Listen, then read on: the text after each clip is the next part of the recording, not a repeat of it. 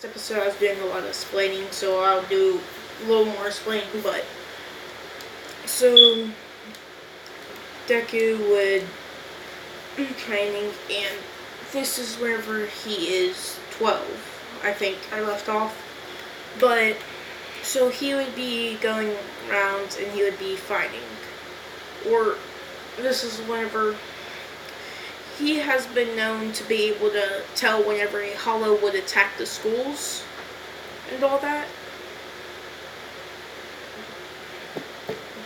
Which there has been heroes that could do that. And their explanation is that they have high spiritual pressures that they can actually not see, but they can sense and they can see the outline of them. But unlike all of them, Deku can actually see them. And oh wait, what am I talking about? They can see them. What am I even talking about? But, yeah. So, heroes have been known to be attacked more often, and ichgo has been known to be in the middle of all these attacks. And people are like, he's totally a hollow. But, what is this date right here? 45 point... Is this some kind of date in My Hero or something? Doesn't even look right. But, yeah, so he'll be that age, and this is whenever he would see he can also see ghosts, if I never said that. But he would protect one of the ghosts area where this little kid died, and a monster would, or a hollow, because they're still known as hollows in this.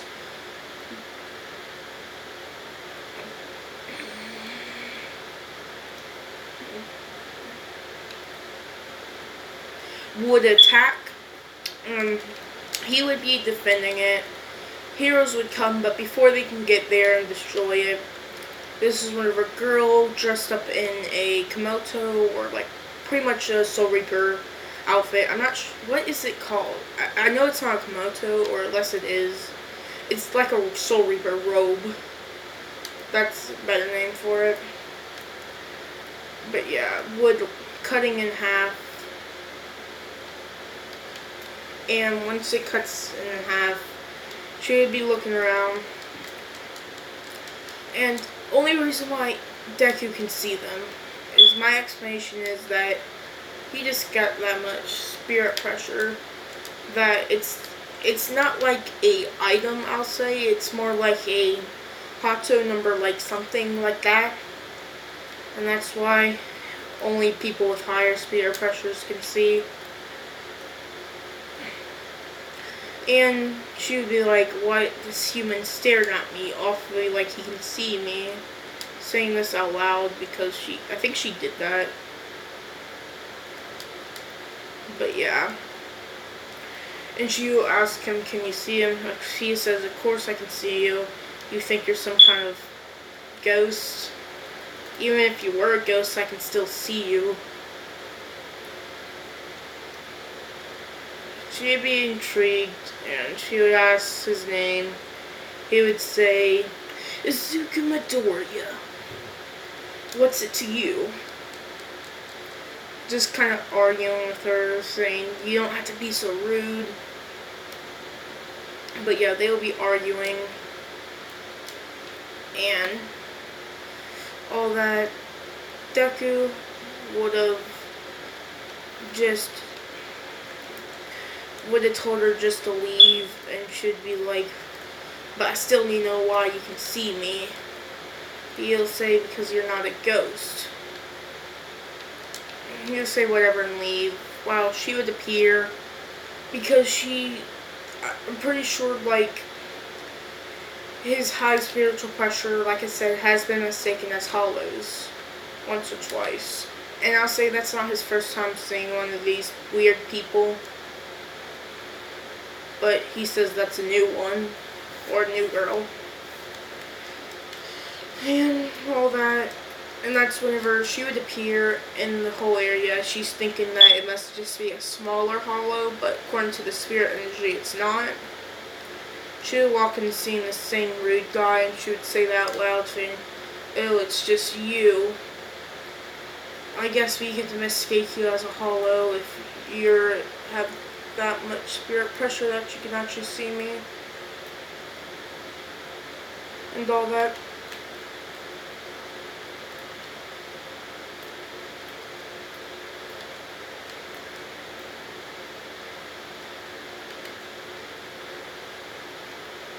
And all that, but after they start talking, he would go outside and all that, and they would look for the hollow with Deku taking out his weapon, and she's pulling out a real blade, and she says that you can't defeat a hollow like that. Deku just says, "Watch." Well, I'll say I'll say it is a Quincy, or I'll just call him Glamour from now on. I don't know. Uru, I forgot the dude's name, or how to say it at least. And Uda, I'll just say Uda would probably be laying out bait. And they would be attacking them with Deku swinging a sword, using energy, saying, "Getsu no Tensu!" Swinging. But there would be so much of them that the girl dressed up in kimono would give him the power and all that.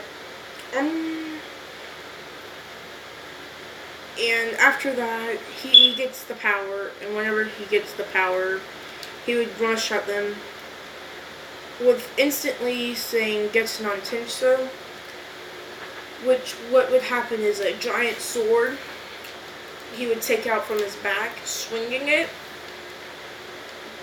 and the sword would be big enough to cut down this hollow completely. And when he got his sword, his own blade, his own wooden sword transformed into it. If you're wondering how it kind of looked, it was kind of something like that. You guys can visualize it. It's not that hard.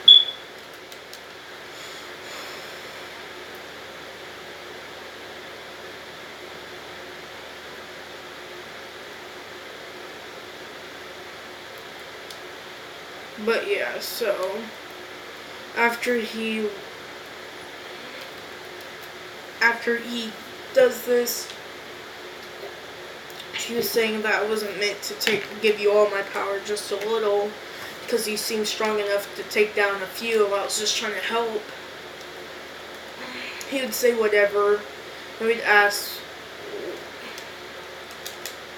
"What is this?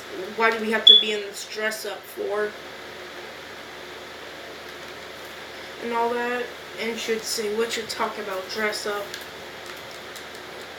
This is, if you're wondering, this is actually the Soul Reaper attire arguing with him.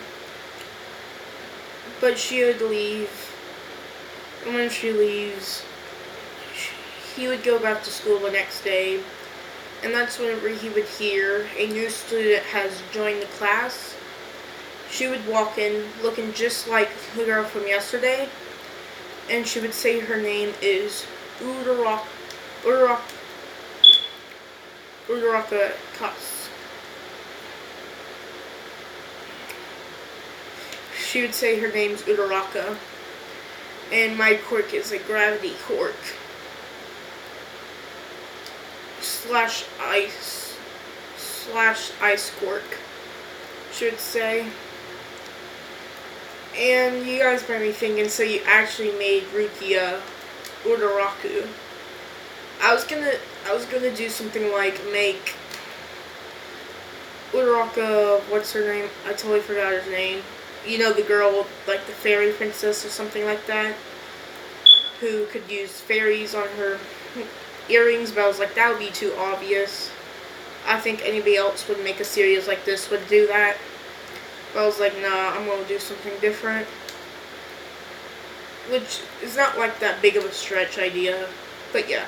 In this, she would have the ability of ice and Uraraka's quirk because her gi, or her body that she got, came with a quirk to blend in more. Because they're all going for blending in with society, not like standing out. And there are less people without quirks and all that. So he would be surprised, and he's known to be kind of rude in the class, or at least he's not the nicest dude in his school. But he's not like Bakugo, which people can't stand, and all that.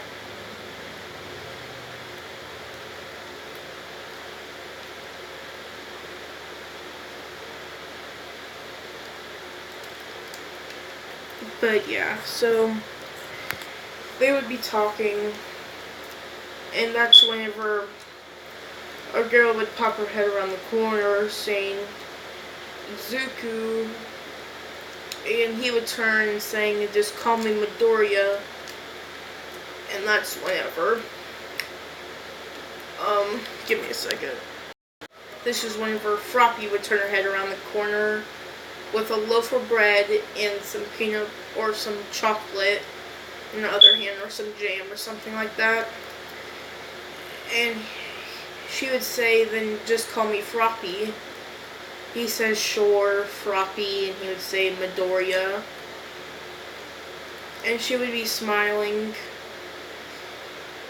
and all that. And that's whenever Uraraka turned her head to him, saying, who's this girl? He would say, this is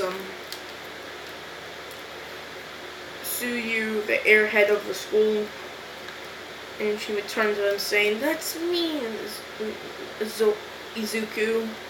That's when he says, I told you to call me Deku. And she would say, I told you to call me Froppy. He says whatever and walks away. Third is saying, wait, we were supposed to talk. He says, whatever, talk to me later. And said that I'm going home. Going home and just laying there. And that's whenever Rukia will pull up to his house. And she would tell him that you have to do a job as a substitute Soul Reaper. He would say, bullshit, leave me the fuck alone. Flicking her off. And she says, but it's your job to. And he says, whatever. And Froppy, don't ask me why her name's Froppy, even though she doesn't. I'll just say, she does still have a frog quirk, yeah. But she also has another quirk, known as, I'll say that she doesn't, or would, no, I'll just say that she has a fairy-like quirk. But I'll just say she's still Froppy, just for now. Even though she probably wouldn't have the same nickname, but yeah, she would have a resemblance of a fairy with pointy ears and all that. And stuff like that, pretty much. And would have ability to use fairies' abilities. And I was also thinking to make Eerie also would be there to be the girl with the fairy abilities, because if you guys didn't know from Bleach, her abilities were actually rewind, pretty much, sort of. She rewind time on wounds, is what her quirk or her ability she could do with it. I was about to make her Eerie, but I was like, nah, I'll just do Froppy, because I was thinking before I paused. But yeah, so this is where Deku would go off killing some hollows, and he would notice the energy flowing in the air, and he would be like, why is their energy so different?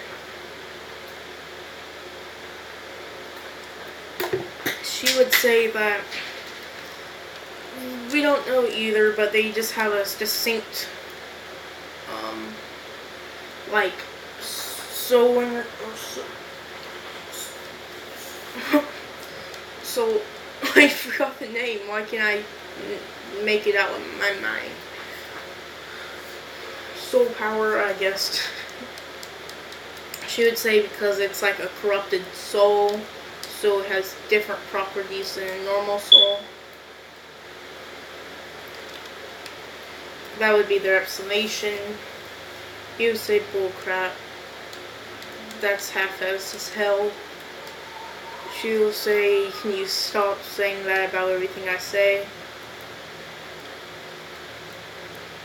He would say, why do you have some kind of name? The Soul Reaper. Are you supposed to be some kind of Shikigami? That's when she would say, sort of. We kind of go by the American way as like Soul Reaper or Gun Reaper or something like that. But I guess in Japan, you do call us Shikigamis. So why'd you come to me? Or aren't you supposed to be killing some souls or some people or something like that? She would say, do you guys have the wrong impressions or Soul Reapers, where actually let souls pass on and all that? But that's whenever he tells him that you're done for the day. There seems to be no more hollows appearing, saying that you can leave and all that. He would go flicking her off, and that's whenever you get home and would go into his closet to pull something out and would see her in it. She would be saying that I'm going to stay here for now because I don't have a home to live. He would kick her in the face, telling her to leave. And he'd say, that's not how you're supposed to treat a lady. And no, I'm here to supervise you anyway. He would say, whatever, and go to sleep. Waking up with her poking him in the face. He would get up saying this shit's actually for real, and this is where I'll leave it off. Goodbye.